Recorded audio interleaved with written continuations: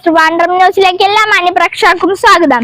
ചാരുമൂട്ടിൽ വീണ്ടും തീപിടുത്തം. മാവേലിക്കര ചാരുമൂട് ജംഗ്ഷന് കിഴക്കുവശത്ത് പ്രവർത്തിക്കുന്ന ഗോകുലം ചിറ്റ്സ് ഓഫീസിലെ എയർ കണ്ടീഷൻ യൂണിറ്റിലാണ് തീപിടുത്തം ഉണ്ടായത്. ഗോകുലം ചിറ്റ്സിന് താഴെയായി പ്രവർത്തിക്കുന്ന നൈസ് ബേക്കറിയുടെ മാനേജർ ഹാഷിമിന്റെ സമയോചിതമായ ഇടപെടൽ തീ വ്യാപിക്കുന്നതിനെ തടഞ്ഞു. റൂമിലേക്ക് പോവുകയായിരുന്ന ഹാഷിമിന്റെ ശ്രദ്ധയിൽ എയർ കണ്ടീഷൻ യൂണിറ്റ് കത്തുന്നത് കണ്ടപ്പോൾ പെട്ടെന്ന് താഴേക്കോടി ബേക്കറിയിൽ ഉണ്ടായിരുന്ന ഫയർ എക്സ്റ്റിംഗ്വിഷർ കൊണ്ടുവന്നു തീ നിയന്ത്രണ വിധേയമാക്കുകയായിരുന്നു.